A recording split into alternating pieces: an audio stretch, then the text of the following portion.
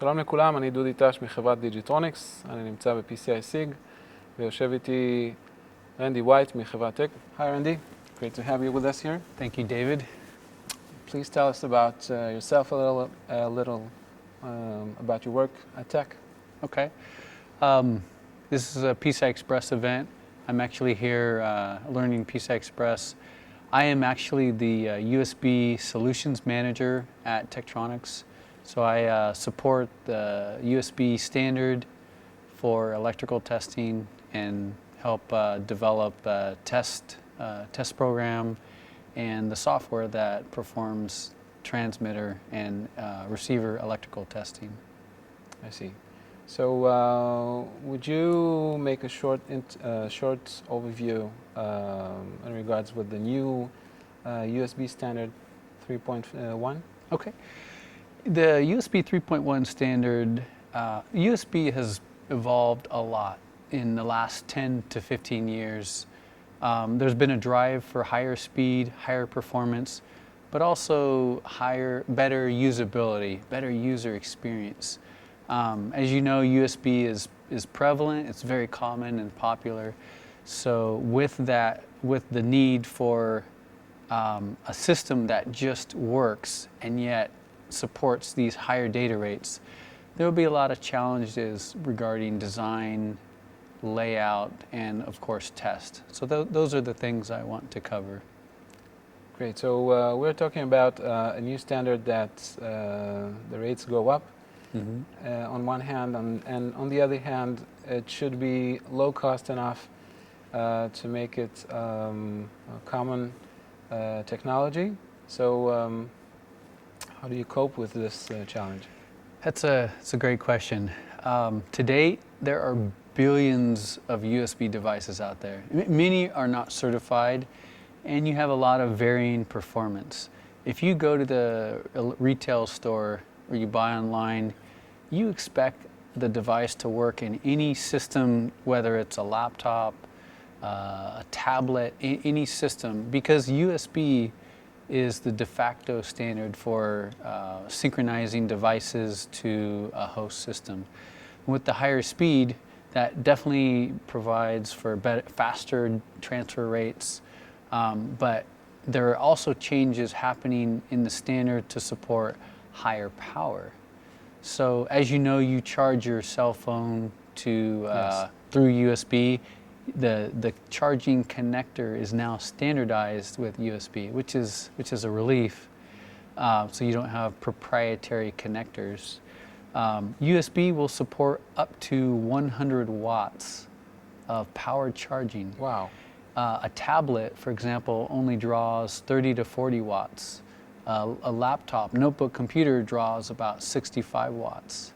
So with this new model of power delivery, USB will support downstream power to not only charge peripherals, but also power monitors and displays, dock stations, or even storage disks. So it opens up the possibility for an easier experience. You'll probably see a lot less connectors on computers external connectors going forward. I see. So as a hardware engineer, I'm thinking about the new challenges in respect with the signal integrity problems, or let's say challenges. If you would like to have a low-cost product, you will have to cope with working with the plain FR4 materials and the plain technologies without backtrails or blind or buried vias. How do you cope with this challenge? Well, let's take USB 3.0 for example. Compare what were the design constraints, what were the trade-offs made to support a design at 5 gigabit per second versus 10 gigabit per second. So what changes or what implications in the design criteria were involved? Well, first of all, we doubled the data rate, so we have twice the bandwidth. The reference channel for USB 3.0 was a 3-meter cable. And that gave you an effective loss of about 17 to 18 dB at 2.5 gigahertz. Doubling the data rate, now you have about 23 dB of loss at 5 gigahertz, which is half the rate of 10 gigabit data rate. Right. So all the things that you mentioned, back drilling, blind vias, even modeling, package models in simulations, stubs, discontinuities, those are things that need to be accounted for in a design to really improve margin, which is shrinking with the higher data rate. What about signal conditioning techniques? Silicon is cheap. So there's the idea of, well, I can improve my design by using more expensive board material. Of course, that drives the cost up. Of course. Manufacturing is more expensive to handle the tolerances and the special process for this new material. But that doesn't go well with the model of USB being cost effective. So, like you said, they're the secret sauce for USB designs to overcome the higher loss and still maintain a low cost price point. Correct. Is by using more complex equalization. The idea is I can still maintain the same loss profile between a host, the channel, and the device system, and put the complexity at the end between the transmitter and the receiver and embed more complex equalization. So for example, the reference equalizer for USB 3.0, the previous standard, was de-emphasis, okay? Now going forward, it's a 3-tap transmitter equalizer. So you have pre-shoot and de-emphasis. On the receiver side, now you take the same CTLE model, continuous time linear equalizer, plus you add a second stage with decision feedback equalizer. Most standards above 5 or 6 gigabit will require some form of advanced equalization like that. Of course. How do you choose the correct test and measurement equipment in order to make the compliance tests? Well, there's 2 parts. For most compliance tests, for electrical testing at least, there's an oscilloscope for transmitter testing with some prescribed application software. In this case, we're automating the USB 3.1 test. The interesting question that comes up is, what's the recommended oscilloscope bandwidth? So a lot of that depends on, obviously, the data rate. We're working at 10 gigabit data rate. But what's not apparent, what's not clear sometimes, is how much high frequency content exists in the signal. So we also want to look at the edge rate or the rise time of the signal we're measuring. I suspect for a lot of early designs, early silicon, you need more margin, you need better performance in the equipment, which means higher bandwidth. So we're recommending a minimum of 16 gigahertz bandwidth for USB 3.1 10 gigabit. Okay. 23 to 25 gigahertz is probably what's needed initially. Final designs, when the standard is more mature, would probably benefit from 16 gigahertz. On the receiver side, the equipment that's used is a bit error rate tester for creating a stressed signal that represents the worst case signal that could exist in a system, and make sure that you have a reliable clock data recovery operation. I see. And what about the debugging test? All hardware engineers somehow we will have to run some tests at the lab. Yeah, that debugging is the name of the game when the standard first comes out. Who wants to be first to market? But what comes out is who wants to debug the issues first on. So a lot of things that happen when you first bring up a test board or new silicon, getting a device into loopback. So having efficient controls that allow you to control the parameters for forcing a receiver into loopback.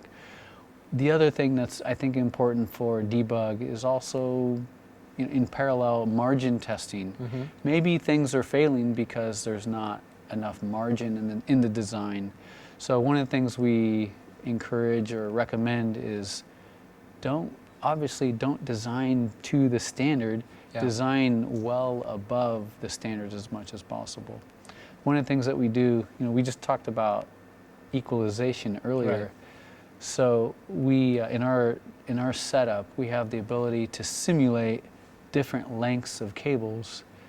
USB 3.1 reduces the cable length from 3 meters down to 1 meter. That's a trade-off in the spec. Yes. To support the loss budget.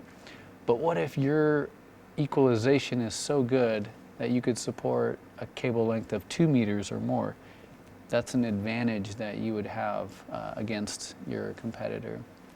But if you're not even meeting the 1 meter's cable length, if your eye is closed, like you said, how do you debug that? There's lots of tools. Standard jitter decomposition is one thing. Looking at basic AC parametric measurements on a scope is probably a good place to start. Another factor to consider with the higher data rate of USB 3.1 is the loss budget and how far you can drive the signal and still meet the spec. The loss budget for USB 3.1 for a host and a device is the same, 8.5 dB at 5 gigahertz. And the cable, a 1 meter cable, is 6 dB. So if you add all these three elements together, that's where you get the 23 dB loss. Right. Like PCI Express, what we've seen today in the presentations at the developers conference, these long channels that are required to route for servers and other high-end applications, where USB 3.1 will find itself. Most likely, if you want to drive long distances, you need a redriver or a repeater. And that adds a lot more complexity. Analog, bit level retimers or redrivers, they add jitter. They can accumulate jitter, so you need to manage that. If you have a repeater that actually reclocks and retimes the signal, now you need to handle link training and elastic buffers between the transmitter and the repeaters and the receiver. So there's some protocol aspects to electrical testing with a repeater. I see. I suspect that going from 5 to 10 gigabit, we'll see a higher percentage of designs with repeaters. So it should be interesting. Yeah, definitely. Yep. The other thing that is interesting, there was a similar conference with USB-IF, the implementers forum, and they gave some guidelines on basically 3 criteria. Oh. First was crosstalk. Double the data rate. We have USB 2.0 and USB 3.0 adjacent in the same connector. So we suspect that there may be some issues with crosstalk. So Yes.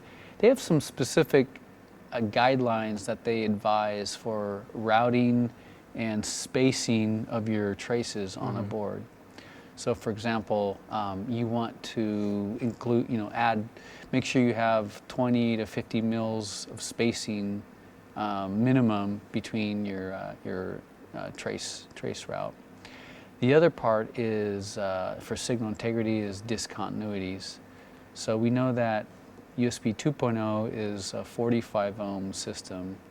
USB 3.0 is 50. So how do you manage that? Well, those are separate pins, but those need to be managed. Impedances need to be managed separately. Yeah. The final thing is, with this new Type C connector, we have the beauty about that is, for the user standpoint, you can switch the connector and it works upside down or right side up. So it doesn't have any keying pin. Yeah, exactly. So you have a redundant set of traces, but now you have to have a mux or a switch on one side to be able to detect where the signals are coming from. And when you add more components in the chain, it adds parasitics and loss and jitter. So those are additional considerations that need to be taken accounted in a system. So I think crosstalk is going to be a big issue. Discontinuities in managing impedances, especially between USB 2.0 and USB 3.1. And then finally, the new Type-C connector adds more pins and more signals. So I think those are like USB-IF has recommended, those are the 3 areas to watch out for. I see. Another big change with USB 3.1 as we move to the higher data rate is the reference receiver equalizer. So what this means when you do transmitter testing, you simulate a transmitted signal through a long channel. The eye is closed at the end of this channel, so we need to apply a software equalizer in the scope. Right. Okay, this is similar to PCI Express. The difference with 3.1 is now the equalizer model is more complicated, and it's allowed, the CTLE is actually adaptable depending upon the signal.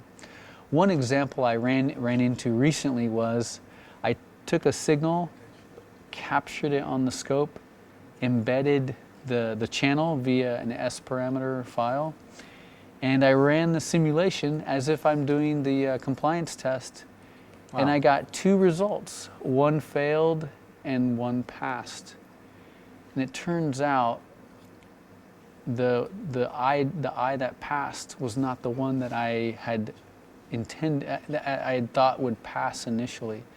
So it turns out that the setup that I had used a shorter channel with less loss. And so the eye that passed used a weaker equalizer with less gain on the CTLE. And I think that's what a lot of people may miss, the fact that not all equalization levels are best for every situation. And that's why USB 3.1 recommends an adaptive equalizer. So the eye that failed was actually over-equalized. There was too much gain in the system. Okay, so thank you very much for a great presentation and overview. It was great to have you with us. Thank you very much. Thank you, David. My pleasure. Thank you.